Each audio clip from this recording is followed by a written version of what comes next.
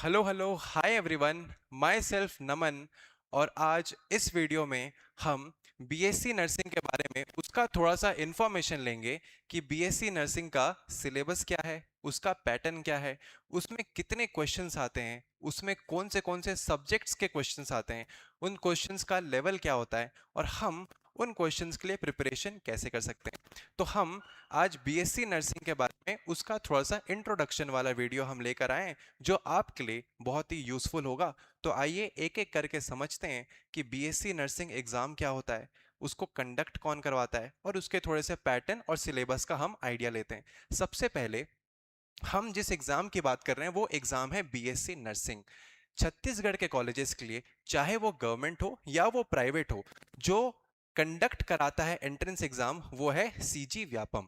तो छत्तीसगढ़ के कॉलेजेस के लिए सीजी व्यापम के द्वारा कंडक्ट कराने वाले एंट्रेंस एग्जाम को बीएससी नर्सिंग बोलते हैं, जो कि बहुत ही नेसेसरी है आपको देना, क्योंकि without this exam you can not take admission in either colleges. मतलब आप गवर्नमेंट में भी नहीं ले सकते और प्राइवेट में भी नहीं ले सकते। अगर आपको बीएससी नर्सिंग करनी है तो आपको बीएससी नर्सिंग एग्जाम देना ही पड़ेगा।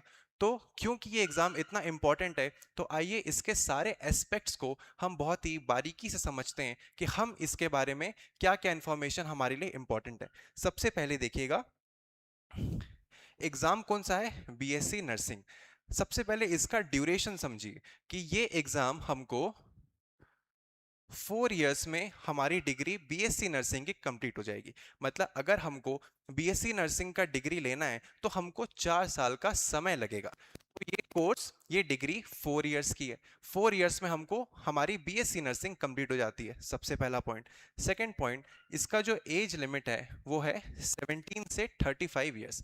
अगर आपकी एज 17 से 35 इयर्स के बीच में है तो आप बिल्कुल एलिजिबल हैं बीएससी नर्सिंग का फॉर्म भरने के लिए और इवेंचुअली उसका एग्जाम लिखने के लिए। और सबसे इसका जो सबसे बड़ा पॉजिटिव पॉइंट है, सबसे बड़ा जो की फैक्टर है, ये है कि बीएससी नर्सिंग की डिग्री लेने के बाद आपकी जॉब सिक्योरिटी 100% है। ये तो सबसे बड़ी श्योरिटी है कि अगर आप इस डिग्री को कंप्लीट कर लेते हैं, 4 साल का अपना समय लगा के अगर आप इस डिग्री को कंप्लीट कर लेते हैं तो आपकी जॉब सिक्योरिटी बिल्कुल 100% है। चाहे फिर आप नर्सिंग ऑफिसर के जैसे काम करें या फिर आप किसी कॉलेज में एज प्रोफेसर पढ़ाएं, लेकिन एक बात की तो पूरी श्योरिटी है कि एक बार आपका बीएससी नर्सिंग का डिग्री कंप्लीट हो गया तो आपका जॉब लगेगा ही लगेगा।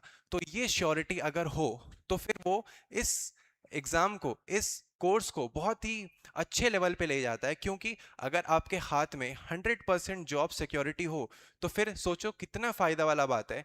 और दूसरा एक बहुत ही अच्छा बात है कि आपको ये डिग्री लेने के लिए कॉलेजेस में कोई फीस पेमेंट की नीड नहीं होती है। कॉलेज कोई फीस नहीं लेता है। तो आपका बीएससी नर्सिंग का 4 साल में कोर्स भी हो जाएगा, आपका फीस भी नहीं लगा और आपकी जॉब सिक्योरिटी आपके हाथ में 100% है। तो ये सारे डायमेंशन से एक बहुत ही अच्छा एग्जाम है। तो इसके इंफॉर्मेशन को थोड़ा ध्यान से समझिएगा और अपने दिमाग को थोड़ा सा ट्रेन करके इस एग्जाम को क्रैक करने की पूरी कोशिश करिएगा। आगे देखिए, इसके बाद इसकी हम इस एग्जाम की हम थोड़ी एलिजिबिलिटी देखें। एलिजिबिलिटी में समझना, एज लिमिट मैंने पहले ही बताया कि अगर आपको इस एग्जाम को लिखना है तो आपकी एज होनी चाहिए 17 से लेके 35 इयर्स के बीच में। आपके 12th में बायोलॉजी सब्जेक्ट होना चाहिए। अगर इसको हम थोड़ा सा और डिटेल्स में देखें तो आपके 12th में सब्जेक्ट होना चाहिए कौन सा, पी, सी, बी और इंग्लिश। पीसीबी मतलब फिजिक्स, केमिस्ट्री, बायोलॉजी और इंग्लिश। ये सारे सब्जेक्ट्स हैं जो कि आपके बोर्ड्स में या फिर आपके 12th में होने चाहिए। तो आप बिल्कुल एलिजिबल हैं बीएससी नर्सिंग एग्जाम लिखने को। आपका अगर बोर्ड सीबीएसई हो या आप किसी ओपन बोर्ड से भी अगर आपने अपना 12th कंप्लीट किया है, आप फिर भी एलिजिबल हैं बीएससी नर्सिंग का एग्जाम लिखने को। सीजी डोमिसाइल वाले, मतलब जिनका स्टेट खुद सीजी का है, सीजी में रहने वाले स्टूडेंट्स एलिजिबल हैं। अदर स्टेट्स के स्टूडेंट्स भी एलिजिबल हैं, लेकिन उनके कोई एक पेरेंट काम करने चाहिए, एम्प्लॉय होने चाहिए सीजी स्टेट में, तो वो भी एलिजिबल हैं। और सीजी डोमिसाइल छत्तीसगढ़ में रहने वाले बच्चे तो एलिजिबल हैं ही बीएससी नर्सिंग पीएनटी का एग्जाम लिखने के लिए। अगर कोई फिजिकली हैंडीकैप्ड हो, फिजिकली हैंडीकैप अगर कोई अपाहिज हो, वो भी एलिजिबल है। कोई मैरिड हो, अनमैरिड हो, ये सारे एलिजिबिलिटी क्राइटेरिया को क्रॉस करते हैं और ये बीएससी नर्सिंग का एग्जाम लिख सकते हैं। तो ये हो गए कुछ एलिजिबिलिटी क्राइटेरिया, जिससे आपको ये समझ में आएगा कि क्या आप एग्जाम लिखने के लिए एलिजिबल हैं या नहीं है। आगे और स्लाइड्स में देखिए, नेक्स्ट स्लाइड में है कि बीएससी नर्सिंग एग्जाम कौन सा है, बीएससी नर्सिंग, उसको कंडक्ट कौन करवाता है, सीजी व्यापम। अब एक बात समझना कि चाहे आप, अगर आपने एग्जाम बीएससी नर्सिंग का एग्जाम लिखा और आपका बहुत अच्छे मार्क्स से एग्जाम क्वालिफाई हो गया, तो आपको मिलेगा गवर्नमेंट कॉलेज। या फिर अगर आपको प्राइवेट कॉलेज से भी बीएससी नर्सिंग करना है, चाहे आपको गवर्नमेंट कॉलेज से करना है चाहे आपको प्राइवेट कॉलेज से करना है, पर बीएससी नर्सिंग का एंट्रेंस एग्जाम आपको लिखना ही पड़ेगा। ये एग्जाम लिखना अनिवार्य है अगर आपको बीएससी नर्सिंग सीजी कॉलेजेस में करनी है, क्योंकि बिना ये एंट्रेंस एग्जाम दिए आपको या गवर्नमेंट या अगर आपको प्राइवेट कॉलेजेस से भी अगर बीएससी नर्सिंग करनी है, तो बिना इस एग्जाम के आप कॉलेज में कोई डायरेक्ट एडमिशन नहीं ले सकते। तो ये एग्जाम एक नेसेसिटी है, एक मिनिमम क्राइटेरिया है जो कि आपको क्रॉस करनी है in order to take admissions either in government colleges और इन प्राइवेट कॉलेजेस। ये बात भी आपको समझ आ गई होगी।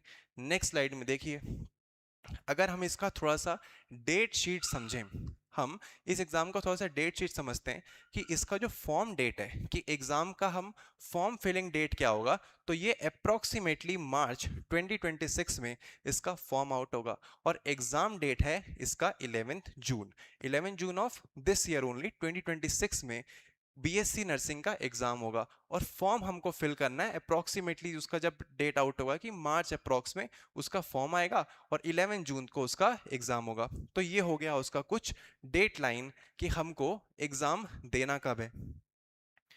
और थोड़ा सा इंफॉर्मेशन देखिए, अब हम इसके थोड़े से पेपर पैटर्न पे आते हैं।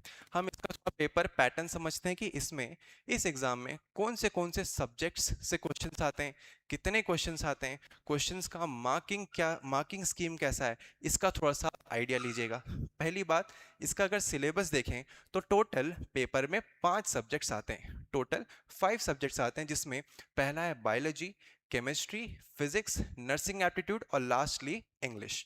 ये 5 सब्जेक्ट इस पेपर में देखने को मिलते हैं। हर सब्जेक्ट में से 20-20 क्वेश्चंस आते हैं। अगर आप देखें हर सब्जेक्ट में से, मतलब from each subject 20 questions from each subject comes in this exam, और हर एक क्वेश्चन 1 मार्क का होता है। तो अगर 20 क्वेश्चन एक सब्जेक्ट में से आ रहे हैं, तो 20-20-20 करके टोटल 100 मार्क्स का ये पांचों सब्जेक्ट्स मिला के 100 मार्क्स का टोटल बन गया पेपर। तो आपका 100 मार्क्स का पेपर है, हर सब्जेक्ट में से 20-20 क्वेश्चंस आ रहे हैं।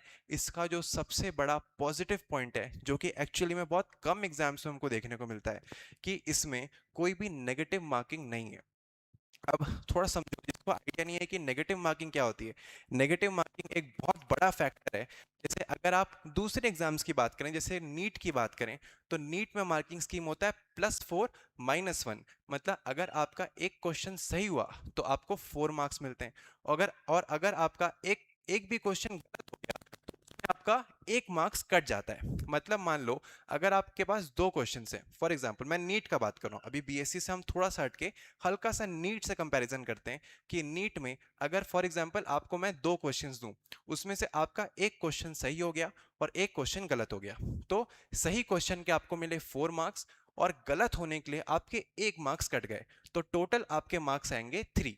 ठीक है, अब यही हम बीएससी नर्सिंग में देखते हैं। तो बीएससी नर्सिंग में एक क्वेश्चन 1 मार्क का होता है। तो फॉर एग्जांपल अगर बीएससी नर्सिंग में मैं आपको टू क्वेश्चंस दूं, तो अगर उसमें भी आपका एक क्वेश्चन सही हो गया और एक क्वेश्चन गलत हो गया, तो सही वाले के आपको 1 मार्क मिलेगा और गलत होने पे आपका कोई मार्क्स नहीं कटेगा, तो आपका 1 मार्क्स बिल्कुल सिक्योर्ड रहा। तो चाहे आपका क्वेश्चन गलत हो चाहे सही हो, सही होने पे आपको 1 मार्क्स मिलेंगे, गलत होने पे आपका कोई भी नेगेटिव मार्किंग नहीं है। तो ये आपका बहुत ही एक पॉजिटिव पॉइंट है कि अगर आपको किसी भी क्वेश्चन में अगर 20% या 30% या मान लो 10% भी हल्का सा कुछ आइडिया लग रहा है कि शायद इस क्वेश्चन का आंसर ये होना चाहिए, तो आप विथ फुल कॉन्फिडेंस उस क्वेश्चन को बिल्कुल अटेम्प्ट करिए। क्वेश्चंस कम से कम छोड़िए। क्यों? क्योंकि by chance, by your luck, अगर वो क्वेश्चन सही हो गया तो आपको उस क्वेश्चन के पूरे पूरे 1 नंबर मिल जाएंगे। और बाय गॉड्स फॉरबिड अगर वो क्वेश्चन गलत भी हो गया तो भी आपका उस क्वेश्चन के लिए आपके जो क्वेश्चन सही हैं उसमें से कोई भी मार्क्स नहीं कटेगा, क्योंकि इस पेपर में कोई भी नेगेटिव मार्किंग नहीं है। तो ये आपको एक बहुत ही अच्छा स्पेस देता है कि आप अपने पेपर में ज़्यादा से ज़्यादा क्वेश्चन अटेम्प्ट कर पाएँ based on your gut feeling, कि आपको लगता है कि ये क्वेश्चन का आंसर शायद ये होना चाहिए, मैंने कहीं पढ़ा है, तो आप विथ फुल कॉन्फिडेंस उस मोमेंट पे उस क्वेश्चन को बिल्कुल अटेम्प्ट करिए। पहले थोड़ा सोचिए कि इस क्वेश्चन का आंसर मेरे इन्फॉर्मेशन के अकॉर्डिंग क्या होना चाहिए।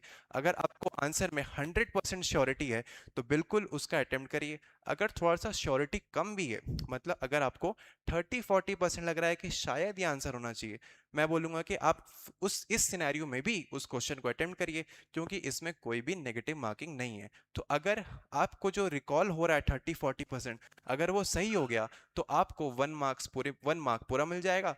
गलत भी हो गया तो आपका कोई भी नेगेटिव नहीं कटेगा। तो ये एक बहुत पॉजिटिव पॉइंट है इस पेपर का। सेकेंडली, हम अगर ड्यूरेशन देखें तो ये 5 सब्जेक्ट, जिसमें सब में से जो 20-20 क्वेश्चन आ रहे हैं, ये 5 सब्जेक्ट आपको 2 आवर्स में कंप्लीट करने हैं। 2 घंटे का समय आपको मिलेगा जिसमें आपको ये सारे 100 क्वेश्चंस, सारे से 20-20 आ रहे हैं, 5 सब्जेक्ट हैं, मतलब 100 क्वेश्चंस ऑफ 100 मार्क्स। तो आपको ये 100 क्वेश्चंस 2 आवर्स के टाइम, 2 घंटे के पीरियड में आपको कंप्लीट करने हैं। अगर हम क्वेश्चन का मीडियम देखें तो क्वेश्चंस हिंदी में भी आते हैं, इंग्लिश में भी आते हैं, मतलब एक साइड उसका हिंदी लिखा रहेगा, एक साइड उसका इंग्लिश लिखा रहेगा। तो आप जिस भी लैंग्वेज में कंफर्टेबल हैं, आप वहां से क्वेश्चन पढ़ के उसको समझिए, और फिर आपको जो लगता है, आपने जो पढ़ा हुआ है, उसके अकॉर्डिंग उस क्वेश्चंस का आंसर अटेम्प्ट करिए। और हम अगर लोकेशन वाइज थोड़ा सा देखें तो गवर्नमेंट कॉलेजेस छत्तीसगढ़ में कहाँ कहाँ लोकेटेड हैं, तो ये बहुत ही फेमस और वेल नोन प्लेसेस में लोकेटेड है। जैसे कि इसका जो छत्तीसगढ़ रायपुर में भी प्रेजेंट है, दुर्ग में, बिलासपुर में, अंबिकापुर, रायगढ़, ऐसे ही बहुत ही रिनाउंड प्लेसेस और बहुत ही वेल नोन प्लेसेस में गवर्नमेंट कॉलेजेस इसके प्रेजेंट हैं। तो ये एक बहुत ही आपके लिए बहुत अच्छी अपॉर्चुनिटी है कि आप एक बहुत अच्छे मार्क्स से अगर क्वालिफाई करें तो आप एक बहुत अच्छे गवर्नमेंट कॉलेजेस में जा सकते हैं, और उस गवर्नमेंट कॉलेज से अपनी 4 साल की बीएससी नर्सिंग की डिग्री कंप्लीट करने के बाद एक बहुत अच्छी जॉब अपने लिए सिक्योर कर सकते हैं। इस पेपर का पैटर्न थोड़ा सा समझते हुए, इस पेपर का सिलेबस थोड़ा सा ध्यान रखते हुए आप अपनी प्रिपरेशन इसमें चालू करिए, या अगर आपकी प्रिपरेशन ऑलरेडी चालू है तो उसको जारी रखिए, क्योंकि ये एग्ज़ाम एक बहुत अच्छी अपॉर्चुनिटी है। जिनको अपने लिए एक अच्छी जॉब सिक्योरिटी चाहिए, अपने लिए एक अच्छा वेल नोन एक रेप्यूटेड जॉब चाहिए, तो ये एक बहुत ही गोल्डन अपॉर्चुनिटी है, क्योंकि आपका फीस लगे बिना 4 साल में एक बहुत अच्छी डिग्री आपके हाथ में आ जाएगी, जॉब सिक्योरिटी कंप्लीट है। थोड़ा सा पेपर पैटर्न अगर समझेंगे तो इसमें आपको ये 5 सब्जेक्ट्स में थोड़ा सा बैलेंस आउट करना है, ताकि आप ऐसा ना हो कि किसी भी एक सब्जेक्ट में थोड़े से वीक पड़ जाएं। तो ये पांचों में एक अच्छा बैलेंस बना के रखिए। थोड़ा सा टाइम का ध्यान रखिए, क्योंकि टाइम आपको 2 घंटे का ही मिलेगा, तो 2 घंटे के समय में आपको सारे क्वेश्चंस अटेम्प्ट करने हैं और ज़्यादा से ज़्यादा एफिशिएंसी से सॉल्व करना है, ताकि आपका पेपर बहुत अच्छा जाए और आप कट ऑफ को क्लियर करके एक बहुत अच्छे कॉलेज में जा पाएँ। तो ये हो गया एक छोटा सा information about BSc nursing exam, जो कि सीजी व्यापम कंडक्ट कराएगा फॉर द छत्तीसगढ़ कॉलेजेस। आगे आने वाले वीडियोस में हम थोड़े से और इन्फॉर्मेशन की बात करेंगे। हम सारे सब्जेक्ट्स में इंडिविजुअली उसका थोड़ा सा प्लान समझेंगे कि हम हमारा रोड मैप क्या होना चाहिए, हम किस वे में हमारा अप्रोच कैसा हो, ताकि हम उस सब्जेक्ट में ज़्यादा से ज़्यादा मार्क्स सिक्योर कर पाएँ, और हम एक अपने आप को पूरे श्योरिटी में रख पाएँ कि हम उस सब्जेक्ट में कट ऑफ बिल्कुल क्लियर कर पाएंगे। तो आने वाले वीडियोस में हम और नए प्लान्स और स्ट्रैटेजीज के साथ मिलेंगे। आज इन्फॉर्मेशन के नाम पे, इन्फॉर्मेशंस पे, बीएससी नर्सिंग पे हमारा ये वीडियो रहा। नेक्स्ट लेक्चर में हम थोड़े से और other information about this exam देखेंगे। तब तक के लिए पढ़ते रहिए, ध्यान रखिए। Thank you very much.